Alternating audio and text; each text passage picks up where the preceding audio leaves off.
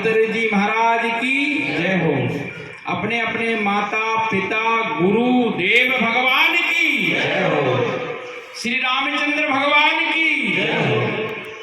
अवंतिका नाथ की जय हो। माता पार्वती जी की जय हो। बोलो सत्य सनातन धर्म की जय।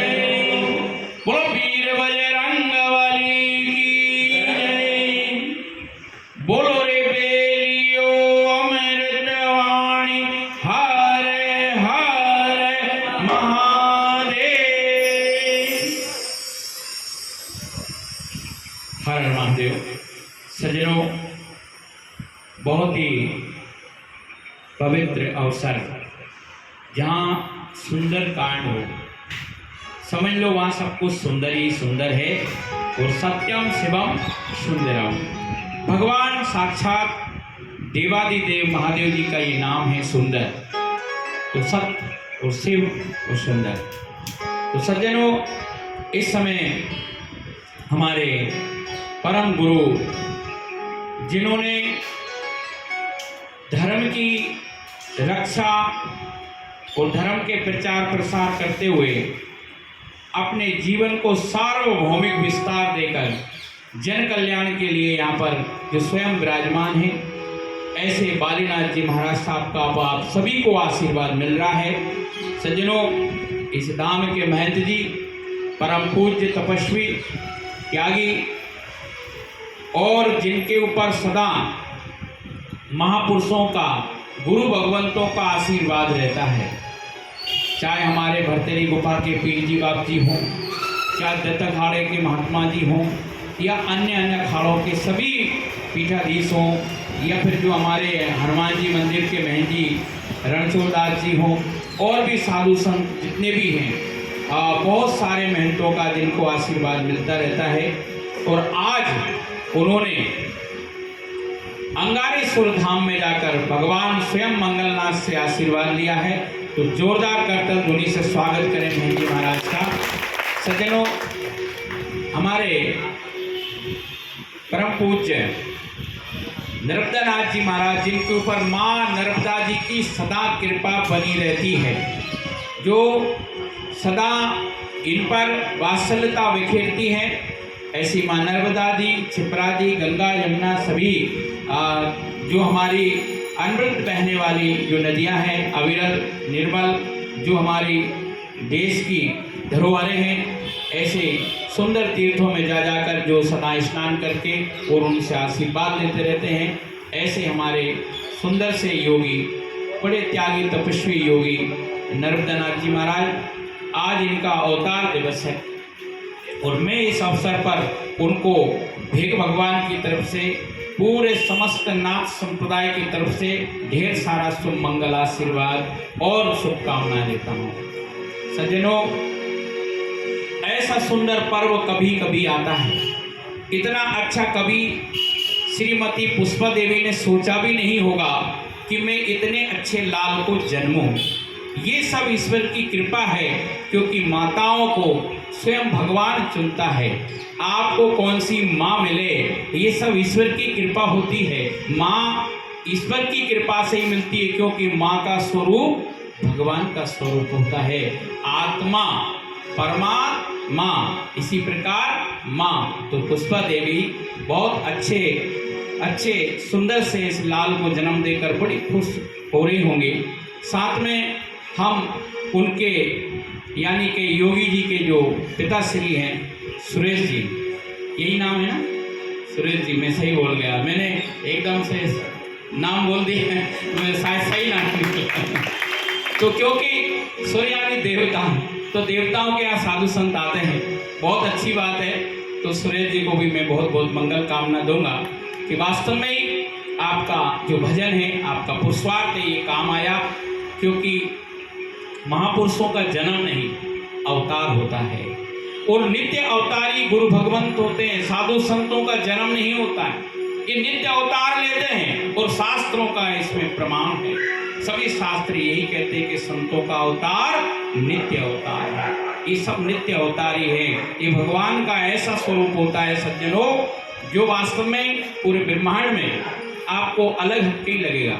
हमारे प्रभुपाद जी इस भेद को पहनकर जब 7 समुद्र पार गए तो उनके पास कोई एड्रेस नहीं था वहाँ का, उनको कोई अता पता नहीं था, बस वो चले गए, क्योंकि उन्होंने सोचा भारत की भूमि जैसा के जैसा 7 समुद्र पार भी वही भूमि होगी। और जैसे ही वो विदेशों में जाकर के वहाँ हवाई जहाज से उतरने के बाद में वहाँ खड़े होकर पूरे उस निहार रहे थे पूरे क्षेत्र को, उसकी धरती को देख रहे थे, क्या धरती है, इतनी दूर भी या वनस्पति है, मानव है, सब कुछ है। उसी वक्त एक सज्जन आता है और वो सज्जन निवेदन करता है, महात्मा जी आप किनको देख रहे हो, किसको ढूंढ रहे हो, क्या आपको कोई लेने आने वाला है? बहुत देर से मैं देख रहा हूँ आप अकेले निहार रहे हो। बोले आने वाला नहीं है तो आ गया है। कहाँ है महाराज? बोले तू ही है, तू। उसके कंधे पे हाथ रखती है, वो निहाल हो गया। प्रभुपाद जी का हाथ जिसके ऊपर रखा जाए वहाँ क्या कमी हो सकती है सज्जनों? तो संत के लिए कोई एड्रेस की आवश्यकता नहीं होती है, किसी भगत की आवश्यकता नहीं होती है, वो तो कुदरती ही प्रणाम कर लेती है जगत। सारे संसार में भगवान भी भक्त बनकर रहते ना, अनेक रूप होते हैं भगवान के, वो भक्तों के हृदय में भी वही बैठा है, क्योंकि प्रभुपाद जी समझ गए जो मेरे हृदय में है वही इसके हृदय में है, इसीलिए मैं इसके ऊपर आशीर्वाद बरसाता हूँ। और सज्जनों, मैं आपको एक दृष्टांत देकर अपनी वाणी को विराम करूंगा, क्योंकि यहाँ बहुत अच्छा कार्य चल रहा है। सुंदर कांड कितना प्यारा है, आज दिवस भी भगवान वीर जी का है, हनुमान जी का है। तो मैं आपको एक दृष्टांत देकर अपनी वाणी को विराम दूंगा। सज्जनों, दुनिया में बहुत आते हैं, सारे जगत में आना और जाना चला है। ये दुनिया, ये जगत एक ऐसी नदी है, ये दोनों तरफ बहती है, एक तरफ जन्म ले रहे हैं और दूसरी तरफ मरते हैं। ये दोनों तरफ बहने वाली जो नदी है, इस नदी में हम आनंद ले रहे हैं, और जिनको सदगुरु साइया मिल जाता है उसकी नाव तैर जाती है, और गुरु बिन घोर अंधेरा होता है जग में, गुरु बिन घोर अंधेरा होता है। तो सज्जनों, गुरु माँ भी होती है, प्रथम गुरु माँ होती है। माँ, माता बहुत बड़ी, ऐसे भारत में बहुत बड़ी सतियां हुई है, बहुत बड़ी देवियां हुई है। उनमें से एक सती मदालसा हुई, जिन्होंने अपने समस्त पुत्रों को साधु बना दिया। जो भी जन्म लेता उनको लोरी सुनाती, झूला झुलाती, और अपन जो लोरियां सुनाते हैं वो लोरी नहीं। वो मैया कहती शुद्धोसी बुद्धोसी निरंजनोसी संसार माया परिव्रजितोसी संसार सुपनम तजमोह निंद्रा मदाल सावाक्युवाच पुत्रो। हे पुत्र, तू शुद्ध है, तू बुद्ध है, तू निरंजन है, तू अजन्मा है, ये जन्म तो निमित्त है, तू निरंजन है, तू सत्य चेतन आनंद स्वरूप का अनुभव कर पुत्र। तू मरता नहीं, जलता नहीं, तू अजर अमर अविनाशी है। अपने स्वरूप को पहचान और इस मोह रूपी निद्रा, यानी जो संसार रूपी मोह है, इसको त्याग दे। जाग, जगे हुए पुत्र को जगा रही है वो। तू शुद्ध है, तू बुद्ध है, तू निरंजन है। तो सज्जनों, ऐसी हमारी भारत की वीरांगनाएं, हमारे भारत में जो जन्मी दातियां, ऐसी ढाणी ढाणी गांव-गांव में सती और सत्पुरुषों को जन्म देने वाली ऐसी महान भूमि भारत में, भारत माता माँ। तो माँ की कृपा सदा आप सब पर भी बनी रहे।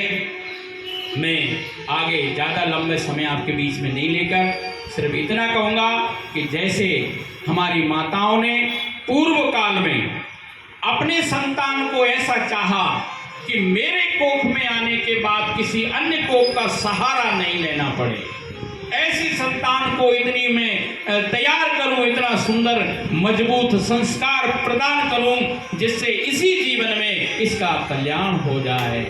हर हर महादेव, जय भोलेनाथ।